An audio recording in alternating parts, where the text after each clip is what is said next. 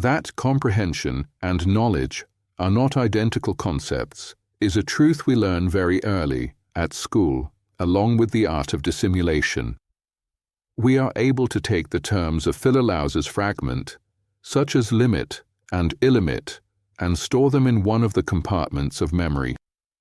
Whenever occasion requires, we can retrieve them and even make them the object of teaching, if by teaching we mean the transfer of notions from one memory to another. The remarkable fact is that we can transmit notions, and do so brilliantly, without ever having truly comprehended what we had memorized. This act of retention is knowledge, and its competitive exercise is erudition. This is much appreciated in society and lies at the root of collective progress. Yet, on the individual level, it produces no evolution, for it works without the aid of consciousness, like a machine that executes perfectly without grasping the rationale of its instructions. Until we move from knowledge to comprehension, each concept we retain is no more than a label to be affixed and later retrieved. A compulsive study leads to accumulation, and if our consciousness does not restructure itself so as to integrate the notions in an organic whole, we shall parade the fragments of our collection with great pride, yet with no awareness of their value, content merely to display the semblance of vast culture. This is precisely the attitude Plato derides through the irony of Socrates. For modern societies, the transfer of notions suffices. Indeed, the more one knows without comprehending, the more efficiently one functions within the social machine, for one runs no risk of jamming it with superfluous questions. In the archive of memory, Philolaus's concepts appear unrelated, for instance, to the theories of Charles Darwin, and a pedant would condemn the juxtaposition.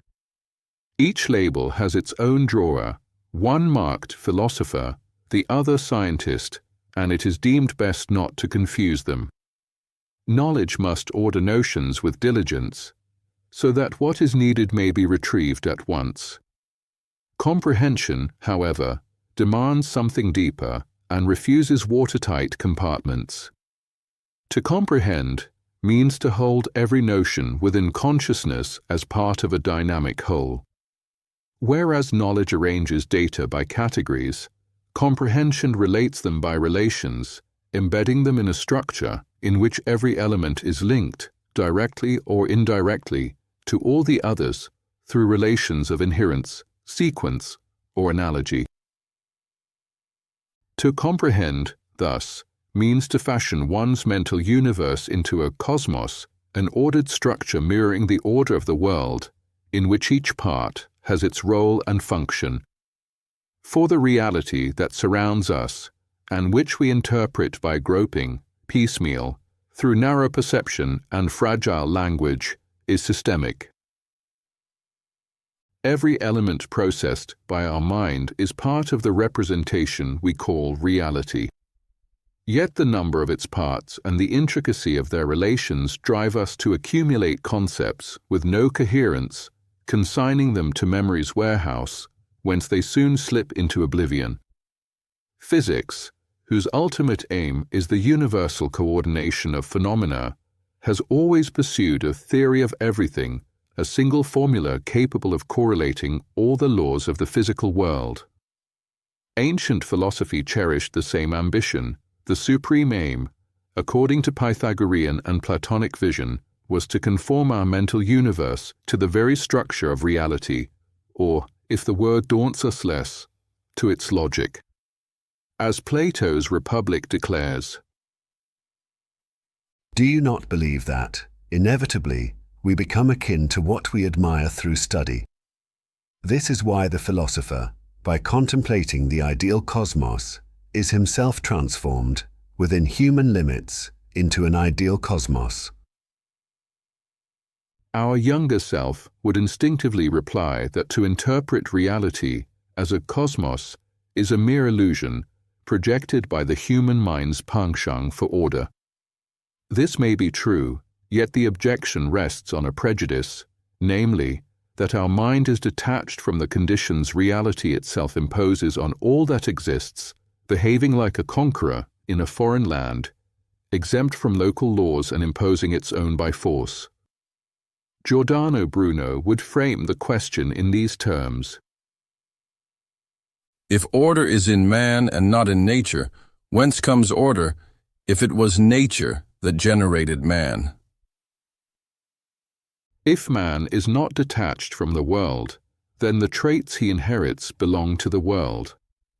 The obvious conclusion is that man can think systemically because systemic form is a possibility already contemplated by reality, an aspect intrinsic to it.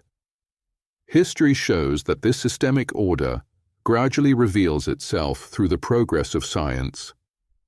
Husserl wrote,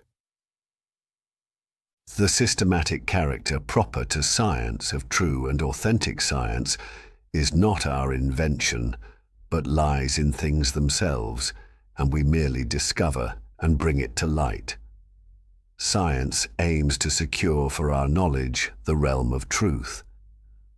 But the realm of truth is not a disorderly chaos.